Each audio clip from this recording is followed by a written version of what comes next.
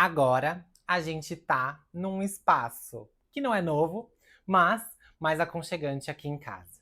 Bom, seja muito bem-vinda, bem-vinde e bem-vindo a esse novo espaço que agora a gente vai começar a conversar sobre infectologia.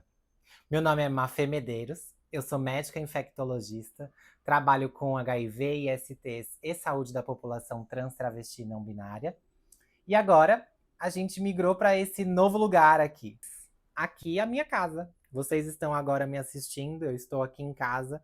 Este é o Caetano, que vai acompanhar a gente, provavelmente, porque ele gosta sempre muito de colo. E a gente vai conversar agora mais de pertinho.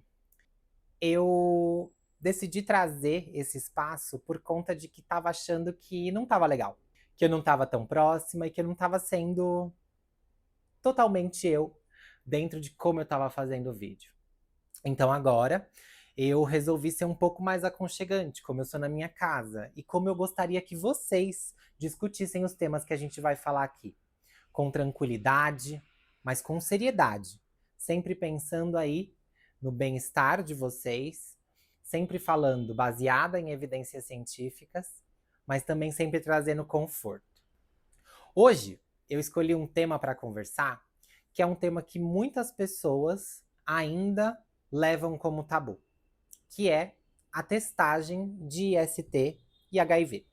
Há uns dias atrás, no meu Instagram, eu coloquei uma caixinha de perguntas perguntando a respeito do medo de testagem e quais eram as dúvidas que as pessoas tinham. Vocês responderam tanta coisa, mas tanta coisa, que eu, na verdade, resolvi que a gente precisava conversar, que a gente precisava debater, que a gente precisava trazer dados, mas que isso não seria feito em tão pouco tempo, num vídeo, por exemplo, do Instagram. Então, eu trouxe a vocês aqui pro YouTube.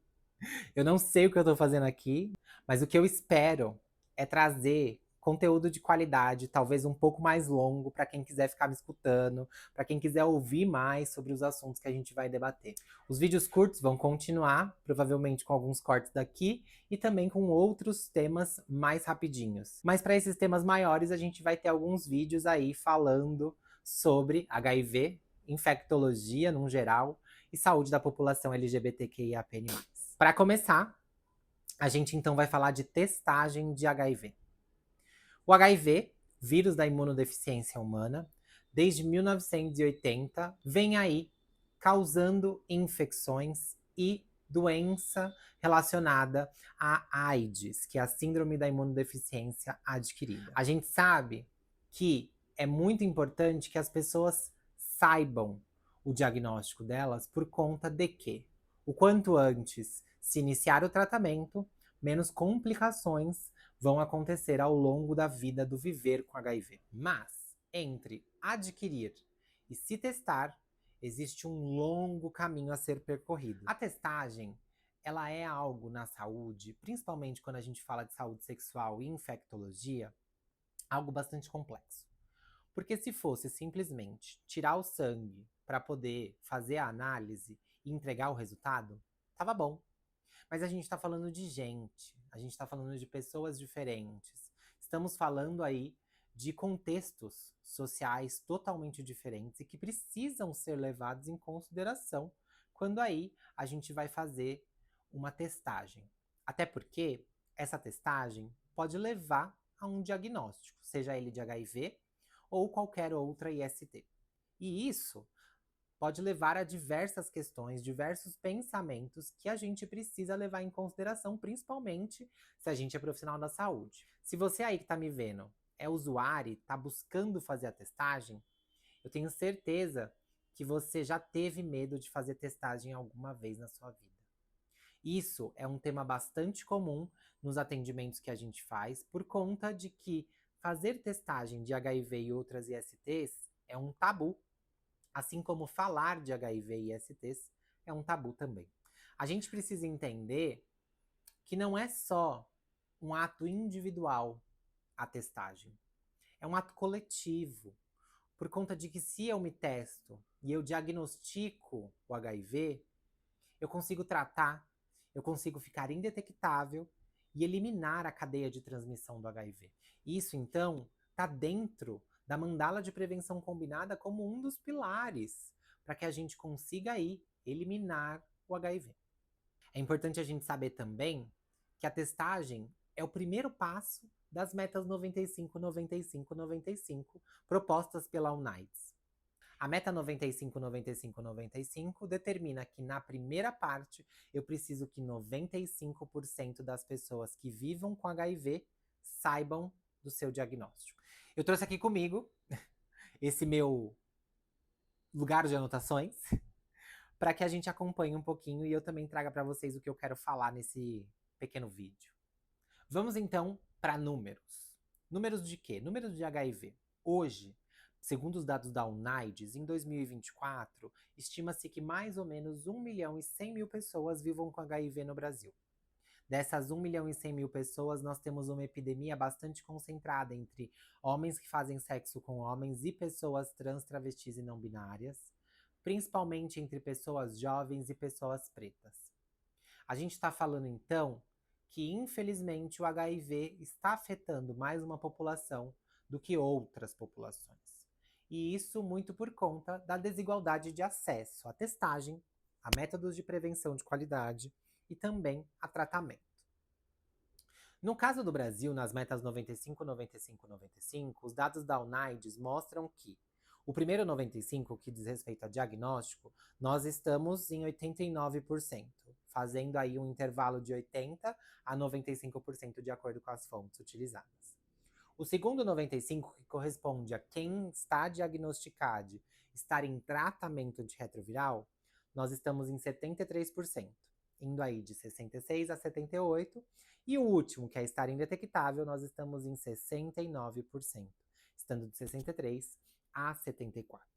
Esses dados foram retirados hoje do site da UNAIDS. Então, quem quiser conferir, eu vou deixar o site aqui para vocês poderem dar uma olhada. Lá tem dados a respeito do Brasil e do mundo como um todo, que também podem ser utilizados aí para as pesquisas de vocês. Quando a gente fala de testagem, a gente precisa entender o que é testagem, né? Então, é o ato de se testar, é o ato de avaliar uma doença, nesse caso que a gente está falando, uma infecção, né? Nessa testagem, as principais metodologias que podem ser utilizadas são a sorologia, o autoteste e o teste rápido. A sorologia é o método em que você vai tirar sangue e esse sangue vai ser analisado em um laboratório. Existem diversos tipos de sorologias que vão demorar diferentes tempos para que elas fiquem com resultados prontos. Mas, normalmente, elas são os métodos que têm uma janela de identificação, que a gente chama de janela imunológica, nesse caso, um pouco menor em relação a teste rápido e autoteste. Hoje, com os testes de ELISA, quarta geração, que é um tipo de metodologia utilizada, a gente tem uma janela imunológica de 14 dias, que é o tempo, então, da infecção até o primeiro momento em que aquilo vai ser visível em um exame de sangue. No caso do autoteste e do teste rápido, nós temos duas metodologias que podem ser distintas. Teste rápido é aquele teste que vai ter um resultado rápido, mas que é laudado por um profissional. Então, é aquele teste que você vai realizar na unidade de saúde, que você vai receber o resultado de 15 a 30 minutos. Esse teste normalmente é feito com sangue de ponta de dedo ou sangue também retirado por uma punção. Ele vai ser colocado num dispositivo que normalmente é um dispositivo que você vai colocar a gotinha junto com o reagente. Esse teste tem uma janela imunológica aproximada de 4 a 5 semanas, mas existem hoje já testes rápidos com janelas de 14 dias, pois eles levam em consideração também um antígeno, uma partícula do vírus. Quando a gente fala de autoteste, é o teste que você faz na sua casa. É o teste que você, que não é profissional da saúde, consegue fazer em qualquer momento. Ele pode ser de sangue de ponta de dedo ou de fluido oral. No SUS, a gente hoje disponibiliza o teste de fluido oral, que tem uma janela imunológica aproximada de 4 a 5 semanas, e que vai ter o seu resultado aí de 15 a 30 minutos completamente confiável, com uma especificidade e sensibilidade altíssimas, tá? Isso significa que é baixos falsos negativos e baixos falsos positivos e que você pode fazer diretamente da sua casa. Então, depois de falar de métodos de testagem, vamos falar um pouco sobre por que as pessoas têm medo de testagem, né? As pessoas têm medo de testagem por conta de que testar infecções sexualmente transmissíveis leva em consideração que você vai passar por atendimento profissional, que você vai precisar pedir para fazer esse teste e que isso pode gerar diversas questões. Questões essas como, por exemplo, o julgamento da equipe de saúde que está realizando o teste. Ou medo de ter um resultado positivo, seja de qual teste for. Ou também medo do estigma que, infelizmente, o HIV ainda carrega. Quando a gente fala disso, a gente precisa entender que as pesquisas também mostram isso. Eu trouxe aqui um estudo, que é um estudo do Brasil, que avalia as barreiras e fatores facilitadores de PrEP em mulheres trans aqui no Brasil, realizado pelo grupo da Fiocruz, lá no Rio de Janeiro. E esse trabalho colocou que uma das barreiras do acesso à PrEP é que as pessoas têm medo de se testar. No caso, as mulheres trans e travestis não acessam PrEP porque têm medo de testagem. Tem medo por conta de que sabem as consequências de estarem numa unidade de saúde buscando um teste de HIV. Sabem que podem ser rechaçadas, sabem que podem ser hostilizadas, sabem que podem sofrer transfobia por conta disso e também têm medo do resultado do teste porque sabem que, infelizmente, viver com HIV no Brasil ainda é difícil, principalmente por conta de sorofobia. Outro trabalho aqui de São Paulo, do grupo da USP, mostrou a aceitabilidade do autoteste entre homens que fazem sexo com homens. E esse trabalho mostrou que algumas das barreiras levantadas pelos usuários foi o horário de funcionamento das unidades de saúde para quem trabalha full-time, o medo de ter informação vazada pelo profissional da saúde e o medo de sofrer LGBTfobia. Tudo isso a gente consegue pensar que é a realidade do sistema de saúde no Brasil, que é a realidade que, infelizmente, a comunidade LGBTQIAPN+, ainda passa quando vai buscar um acesso à saúde. Nesse mesmo trabalho, quem nunca tinha se testado comparado com quem já tinha se testado antes, mostrou que o autoteste é preferível, com diferença até estatisticamente significante. Por conta de quê? Por conta de que eu, na minha casa, fico mais tranquila de estar lá fazendo eu mesma o teste, pegando o resultado e podendo lidar com isso. É muito importante que a gente entenda que o autoteste não é só entregar o teste, mas essa pessoa precisa passar por aconselhamento, porque quando ela vai fazer o teste sozinha, ela pode ter a notícia de um resultado reagente. O primeiro passo é informar que um teste só não confirma a infecção pelo HIV. É necessário um segundo teste. E outro passo importante é saber se essa pessoa tem uma rede de apoio ou até mesmo uma saúde mental favorável a receber um possível diagnóstico positivo, para que a gente não leve pessoas a descompensações de saúde mental ou questões relacionadas à má interpretação do resultado. Isso não é só no Brasil, tá, gente? Aqui eu trouxe um trabalho também da Jamaica falando sobre uma pesquisa qualitativa que fizeram com pessoas LGBTQIAPN+, da Jamaica. A gente também precisa entender que quando a gente fala de testagem na população LGBTQIAPN+, a gente está falando de realidades de como é ser LGBT neste país, nesta localidade, né? Para além de se testar. Mas uma das pessoas entrevistadas falou o seguinte: às vezes, quando você vai à clínica e descobrem que você vive com HIV, eles te ignoram. Podem dizer, ele é tão jovem, como ele consegue ser HIV positivo? Além disso, se você é gay, não pode contar para eles. Se você é trans, também não pode contar para eles.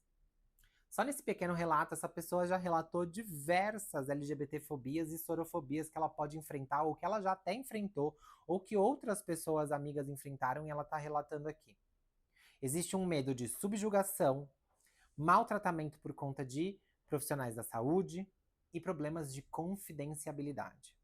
Alguns fatores que elas colocaram como favoráveis a realizar o teste, ou então que favoreciam ela de buscar o teste, é quando elas tinham suporte social e quando elas tinham conhecimento sobre HIV. Saber que o HIV é uma infecção que, se tratada corretamente, ela não gera perda de qualidade de vida, não gera perda de nada na sua saúde, quando comparado com a população geral, é importantíssimo. É importantíssimo para que a gente coloque também que dentro de um teste existe a possibilidade do positivo e do negativo. Então você precisa estar preparada para ambos os cenários. E com isso, quando a gente tem o conhecimento a respeito da questão do como é viver com HIV, como os medicamentos hoje são de alta qualidade, com poucos efeitos colaterais, distribuídos gratuitamente pelo Sistema Único de Saúde, que você tem acompanhamento minimamente semestral, fica muito mais fácil você entender que não é o fim do mundo. Para além disso, eu perguntei no meu Instagram para vocês sobre medo de testagem e nós tivemos 41% das pessoas dizendo que sim, tem medo de se testar para HIV. E aí eu abri uma caixinha perguntando então quais eram os fatores que poderiam levar aí a esse medo, a essa dificuldade de se testar. E aí eu tenho aqui algumas das respostas e depois algumas dúvidas para tirar. A primeira diz: tenho medo de testar pelo julgamento das pessoas na unidade de saúde. Como a gente viu, infelizmente, ainda falta capacitação profissional para as pessoas lidarem com o HIV de uma forma não sorofóbica, não discriminante. Isso acontece. Para você que sofreu sorofobia na unidade de saúde, é importante que você saiba que existe um canal de ouvidoria e que através da ouvidoria a gente consegue fazer processos de reavaliação de como está sendo o atendimento naquela unidade. Então, por mais que você acredite que seja algo muito pequeno que não deva ser relatado, relate. Não é uma denúncia. É, na verdade, um relato do que aconteceu para que processos sejam feitos para que outras pessoas não passem por isso, incluindo você, não passar por isso de novo. Muito receio de ser julgado pelo profissional e de como lidar com um diagnóstico positivo. A respeito do julgamento de profissionais, a gente precisa entender que sim, falta educação permanente no sistema de saúde. As pessoas precisam se atualizar a respeito de como é viver com HIV em 2025. E a gente só vai conseguir isso se a gente conseguir disseminar mais o assunto, conseguir que isso chegue nas escolas que formam profissionais da saúde, para que esse tema seja levado de uma forma muito mais tranquila, como deve ser. Sempre tive, mesmo me relacionando apenas com preservativo. Sou LGBT e isso me assombra desde sempre. Você, que é uma pessoa LGBTQIAPN+, provavelmente, quando saiu do armário, escutou em algum momento de alguém: cuidado, hein? Não vai pegar AIDS. Infelizmente, essa frase é carregada de preconceitos, carregada de questões mal resolvidas de uma sociedade que não consegue colocar o HIV como prioridade em saúde pública e não dentro de um conceito moral de sexualidade que deve ser combatida. A gente precisa entender que as pessoas se relacionam, que as pessoas transam e que algumas pessoas transam sem preservativo, mas que existem outras formas de se prevenir além do preservativo. Hoje a gente está na era da PrEP, então a gente precisa entender que a gente já não tá mais na década de 80 e que a gente pode falar de HIV de um jeito muito menos ruim, um jeito não discriminante, não julgador. Meu maior medo é pelos estigmas da sociedade, caso venha positivo. Essa pessoa, ela provavelmente não vive com HIV e ela tem medo da sorofobia que ela pode sofrer caso venha positivo. Isso mostra que a realidade é essa. A realidade das pessoas que vivem com HIV é, infelizmente, passarem por esses momentos de mas por quê? Nossa, que pena. Muitas das pessoas não querem que sintam pena dela. Elas querem ser cuidadas. Elas querem ter acesso à saúde digna, querem ter acesso a exames, a remédios, a profissionais capacitados para que elas sejam cuidadas e tenham a melhor saúde possível, né? Então, quando a gente está falando de HIV, a gente precisa sim ter esse cuidado em como a gente fala, como a gente cuida e como a gente reage a todo momento. Para finalizar, eu trouxe algumas dúvidas que algumas pessoas responderam lá para que a gente converse um pouquinho. Quanto tempo depois de uma relação o teste já pode vir positivo? Então, essa pergunta tem uma segunda pergunta que é: qual teste? Quando eu faço um teste sorológico, pode ser 15 dias de janela imunológica. O teste rápido e o autoteste normalmente é um pouco maior, 4 semanas, um mês. O teste que vê a carga viral, ele normalmente já fica positivo logo no começo da infecção, de 3 a 7 dias. Ou seja, tudo depende do método que foi indicado para investigar o HIV.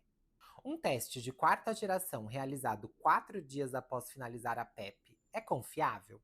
A PEP, para quem não lembra, é a profilaxia pós-exposição ao vírus do HIV. Essa pessoa então perguntou se a exposição dela após 32 dias, colocando 28 dias de PEP mais 4 dias depois do final, é confiável. Então, sim, pela metodologia do teste, é confiável. Quarta geração teria um resultado já em 2 semanas, 15 dias. Então, sim, é confiável que o resultado seja válido. Teste rápido com linha do teste forte e controle sem traço nenhum. É indeterminado? Essa é uma pergunta interessantíssima. Quando vocês pegarem um teste rápido e vocês olharem a bula que vem junto, vocês vão ver que existem 2 linhas que podem ficar mais escuras, normalmente vermelhas ou verdes. Essas linhas normalmente têm um C e um T. O C é de controle e o T é de teste. O que vai dizer a respeito de você para aquele resultado é o T de teste. O C de controle é o método que a gente utiliza para olhar para aquele teste e falar que ele é válido.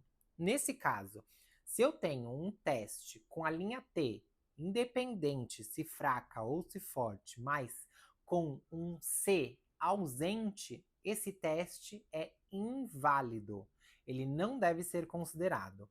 Testes válidos têm que ter a linha C positiva, tem que ter a linha C presente, porque ela é uma linha de controle.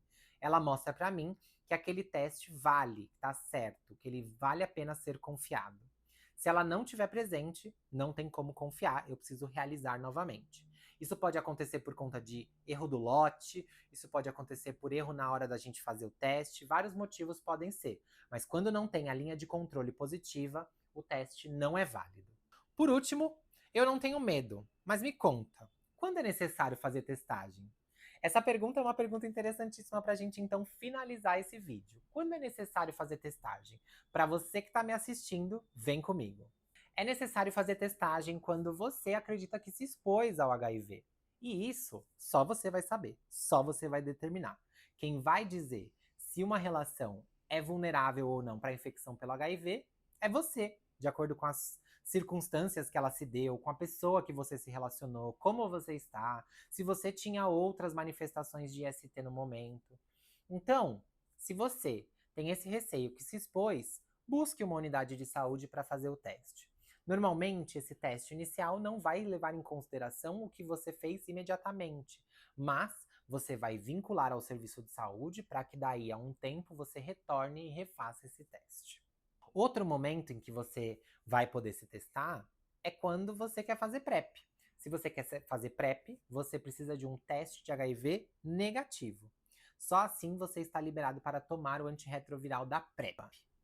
Para quem tem vida sexual ativa e está aí buscando testagens regulares como método de prevenção, isso vai de população para população ou até mesmo de exposição para exposição. Hoje na PrEP, normalmente as pessoas testam 2 a 3 vezes por ano o HIV. Quem faz essa testagem sem atrelar a PrEP pode fazer isso numa variabilidade aí determinada de acordo com você que conversa com o profissional da saúde. Mas, se você se expõe bastante, tem múltiplas parcerias, essa testagem deve ser minimamente de 6 em 6 meses, para que a gente consiga dizer que não vai deixar muito tempo descoberto dessa testagem aí, para que a gente pegue também uma infecção logo no começo, porque isso é essencial para que a gente tenha aí melhoras na qualidade de vida, na resposta ao tratamento, na queda do CD4, que é a célula que o HIV infecta, e vários outros fatores. Ficou com mais dúvida? Deixa aqui no comentário para a gente continuar conversando sobre testagem. Eu sei que esse vídeo foi o primeiro e que deve ter acontecido várias coisas aí que a gente vai ver ao longo do vídeo que podem atrapalhar, mas eu tô começando. Espero que vocês gostem, que vocês acompanhem. Deixem sugestões de temas para a gente comentar, para a gente fazer nos próximos vídeos, para que agora seja muito mais confortável a gente poder falar de IST, de saúde sexual, de uma forma tranquila, de uma forma fácil, descomplicada e aqui, sentada no sofá de casa. Um beijo, pessoal. Dá tchau, Caetano. Dá beijo. Tchau, pessoal.